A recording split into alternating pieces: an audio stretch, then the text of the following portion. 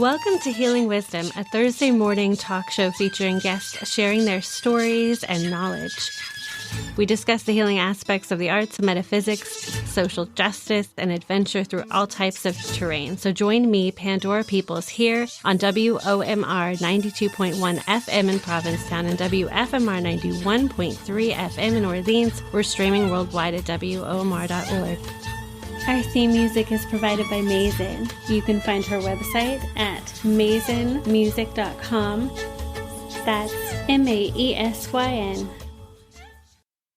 Hello out there. My guest today is pop singer-songwriter Jann Klose. You've had several hits in the top 40. Your work has been heard in soundtracks. You've toured in Broadway musicals, and you're an ambassador for Desmond Tutu's Tutu Death campaign and Brick by Brick Uganda. Welcome, Jann. Thank you so much for joining us today. You're so welcome. How are you? I am good, and I really appreciate your catchy music. It's beautiful and relatable, and I enjoyed it very much. So I'm happy to speak with you about your single, Sugar My. You have a new album that's about to release. Can you tell us about this song that you wrote with Alex Forbes? Yeah, so the album is in the works. That's actually not coming out until next year. But Sugar My is a track that I wrote with Alex Forbes, who has become a really good friend. And we wrote it to be like sort of at the onset of the pandemic, when everybody was sort of feeling a little, disorganized and not quite sure what was coming next, and looking for direction and trying to figure out how this was all going to play out. So we had this idea of creating this sort of Alice in Wonderland type of environment, and that's basically at the core of the song. Let's hear Sugar My.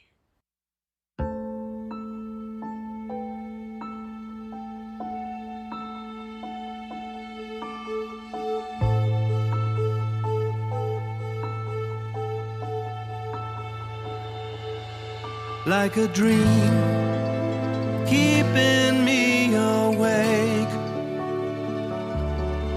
Like a scene from another time and place. And I don't even know, is it real, is it show? Close my eyes and let go. Sugar my lullaby, sugar my dreams. Up is down, day is night, not what it seems. Sugar might multiply, know what I mean. Like Alice in Wonderland, stuck in between two worlds. And tomorrow's yesterday. It's absurd, but I'll shine on anyway. And I'm not even sure if I need any cure. Maybe I just need more. Sugar my lullaby, sugar my dreams. Up is down, day is night, not what it seems. Sugar might multiply, know what I mean. Like Alice in Wonderland,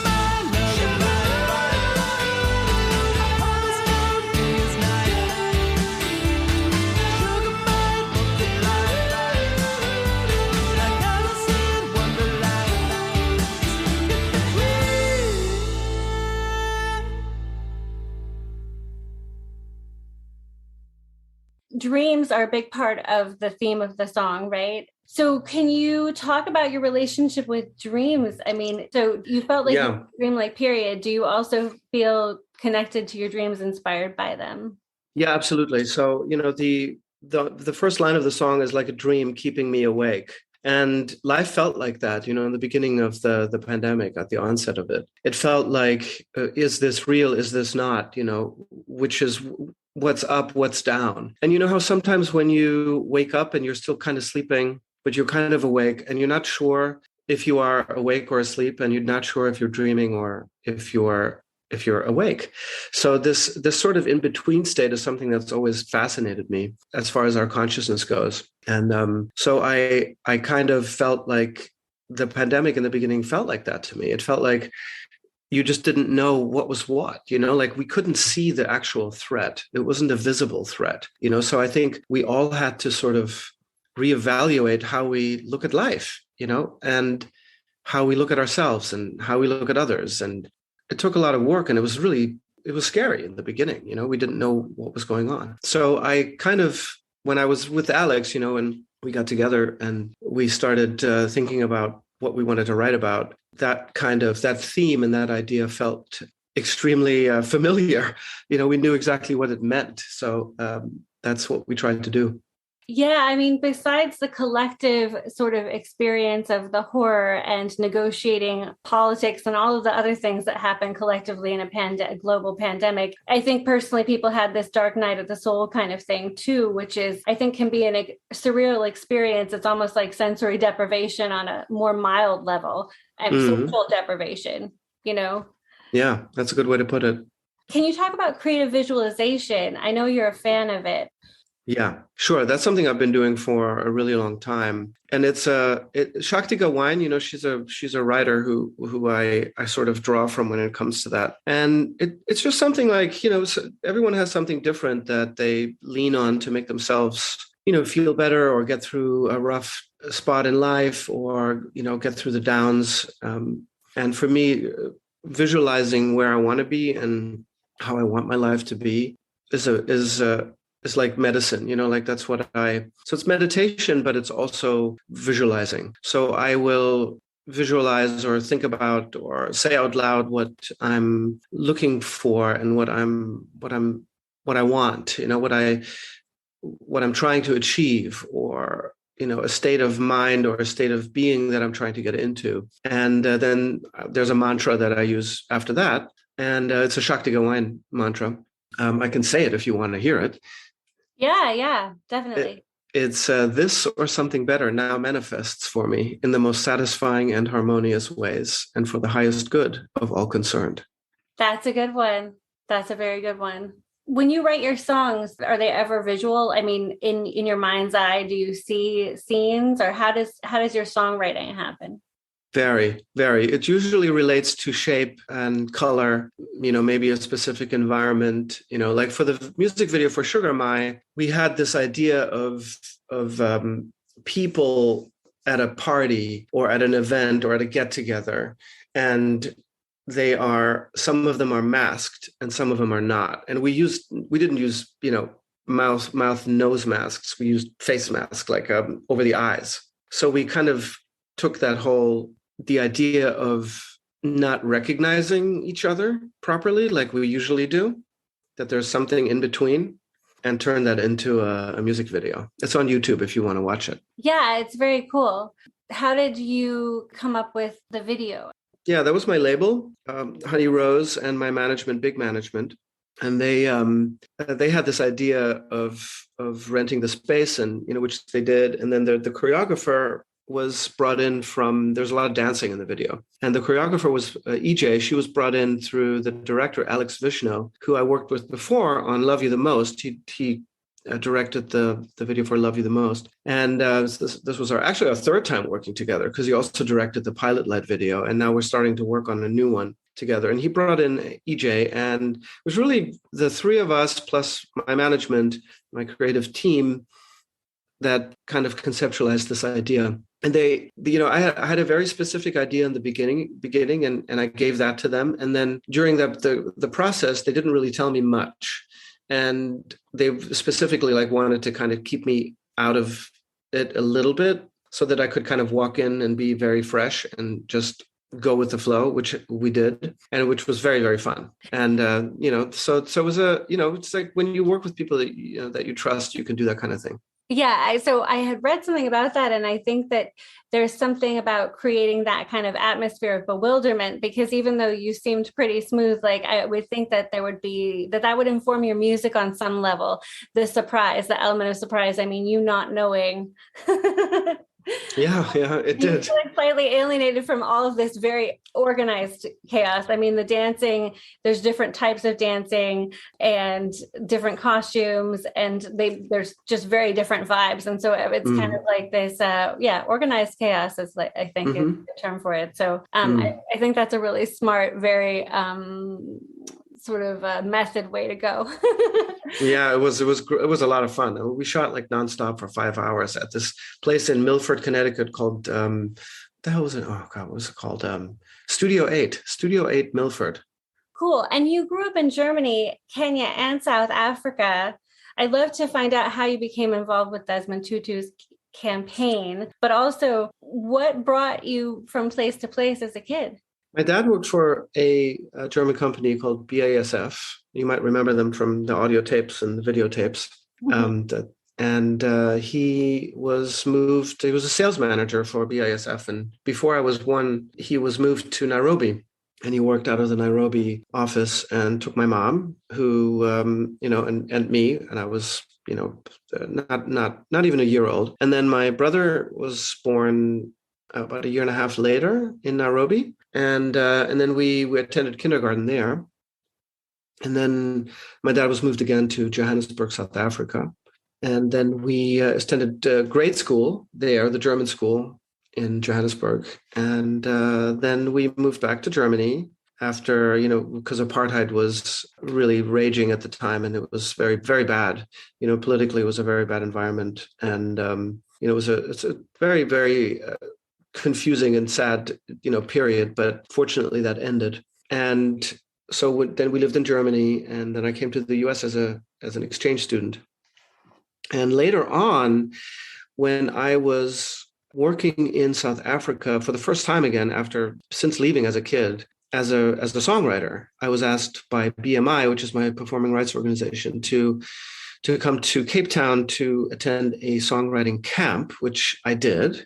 I think this was 2016, 2017, I did 2 camps. And during those camps, I worked with several South African and international writers, American writers, British writers, German, me as well, obviously. And those connections and those writing sessions spawned this album called In Tandem, that most of the songs that, became successful in South Africa specifically during that time. And the album was eventually picked up by Gallo and released there, and then through Sheer Sound outside of South Africa. But during that process, the attorney I was working with knew Thandeka Gashi Tutu.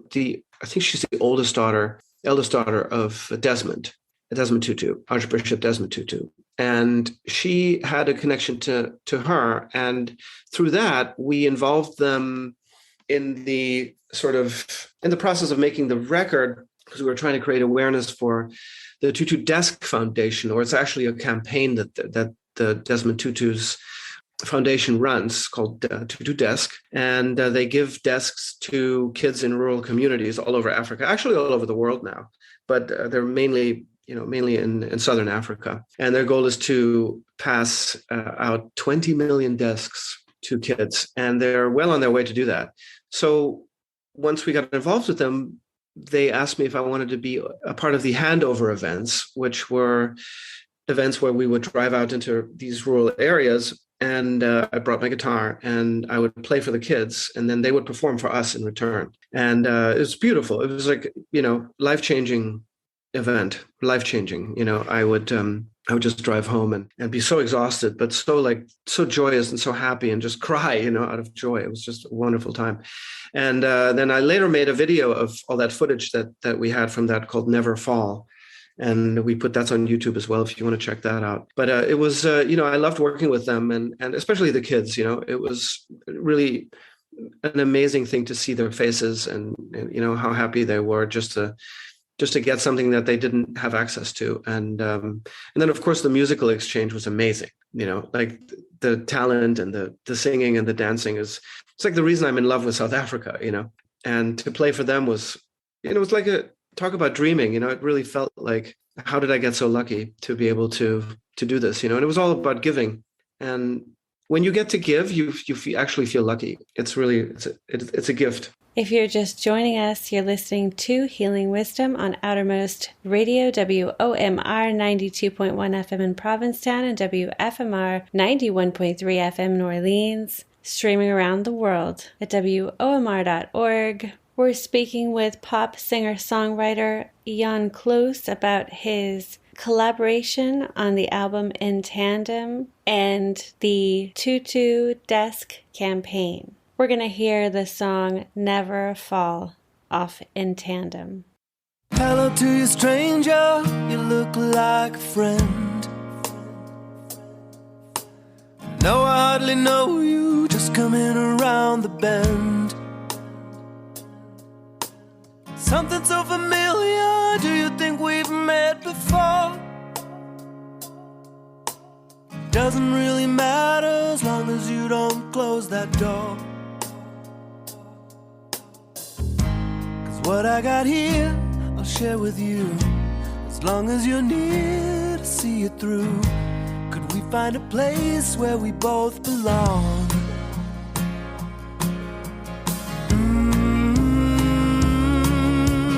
Running, running, maybe we'll never fall. Maybe we'll see it all.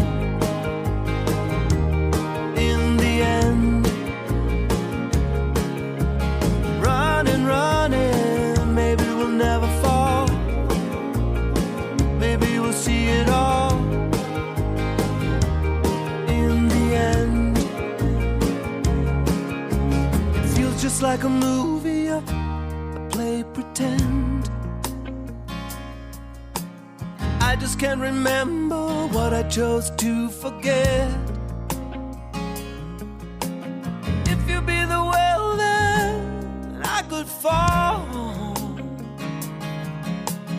We could break the spell, help me climb that wall.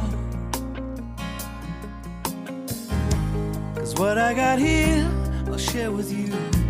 As long as you're near to see it through, we find a place where we both belong.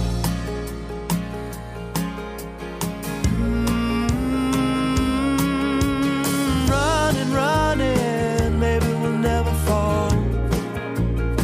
Maybe we'll see it all. In the end, running, running, maybe we'll never fall. Maybe we'll see it all. In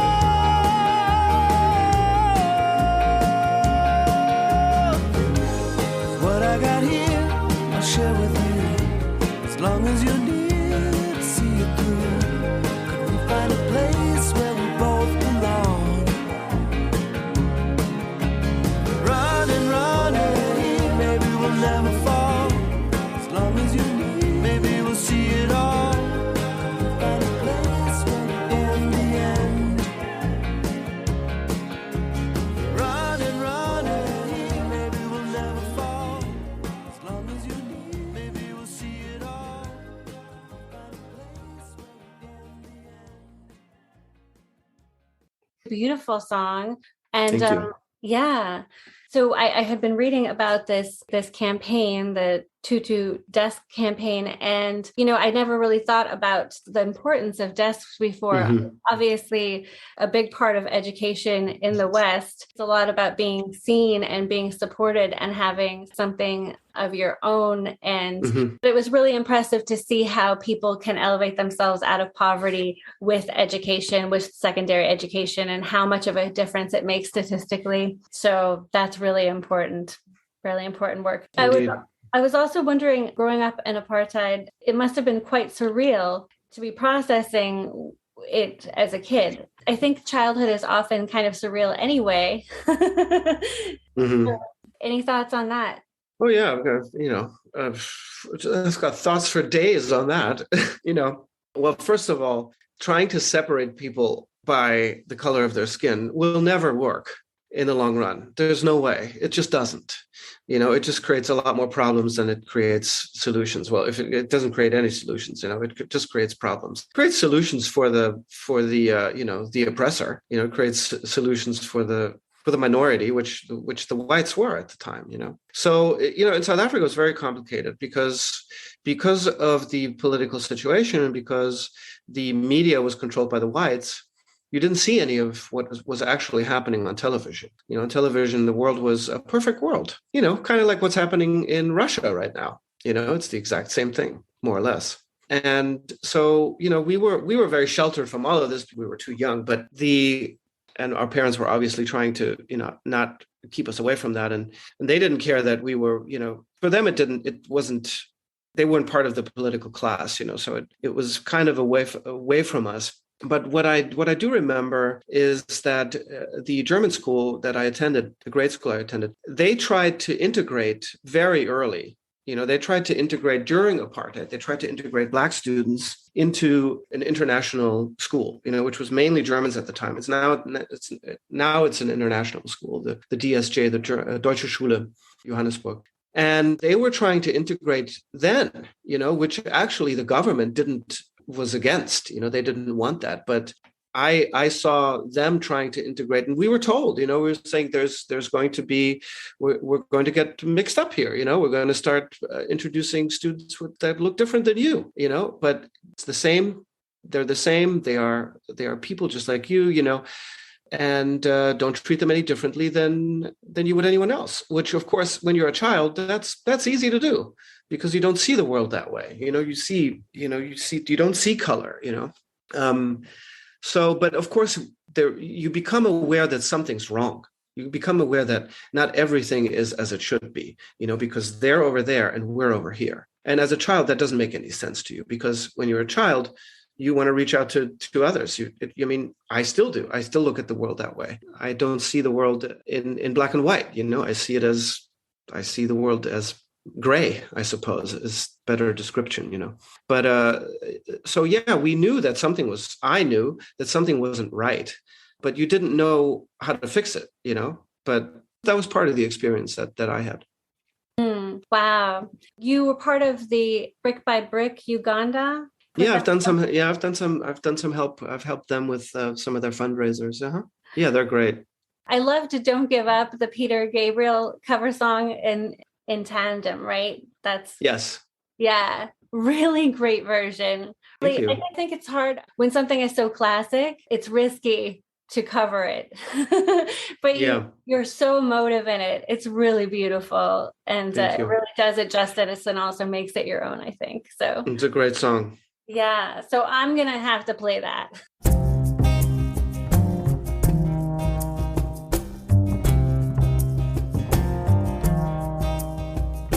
In this proud land we grew up strong. We were wanted all along. I was taught to fight, taught to win. I never thought I could fail. No fight left us, so it seems. I am a man whose dreams have all deserted. I've changed my face, I've changed my name, but no one wants you when you lose. Don't give up, 'cause you have friends. Don't give up, you're not beaten yet. Don't give up, I know you can make it good. Though I saw it all around, I never thought I'd be affected. I thought that we'd be the last to go. It is so strange the way things turn. I drove the night toward my home, the place that I was born, on the lakeside. As daylight broke, I saw the earth. The trees had burned down to the ground. Don't give up, you still have us. Don't give up, we don't need much of anything. Don't give up, 'cause somewhere there's a place where we belong. Rest your head, you worry too much. It's gonna be alright. When times get rough, you can fall back on us. Don't give up, please don't give up. Got to walk out of here, I can't take anymore.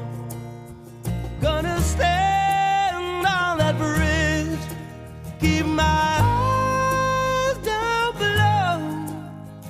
Whatever may come, and whatever may go, that river's flowing. That river's flowing. Moved on to another town, tried hard to settle down. For every job, so many men no one needs. Don't give up, 'cause you have friends. Don't give up, you're not the only one. Don't give up, no reason to be ashamed. Don't give up, you still have us. Don't give up now, we're proud of who you are. Don't give up, you know it's never been easy. Don't give up, 'cause I believe there's a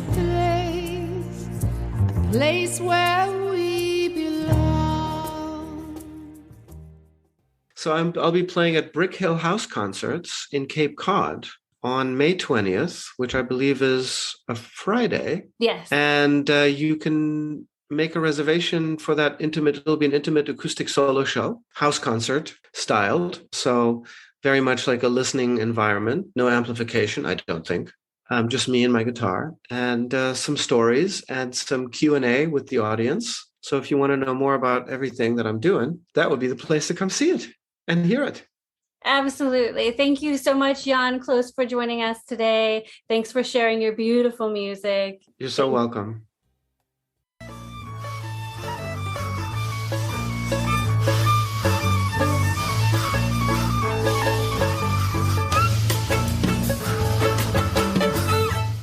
You've been listening to Healing Wisdom at Outermost Radio. All of our shows are podcasts at WOMR.org. Also check out healingwisdomradioshow.com and contact me at pandora@WOMR.org.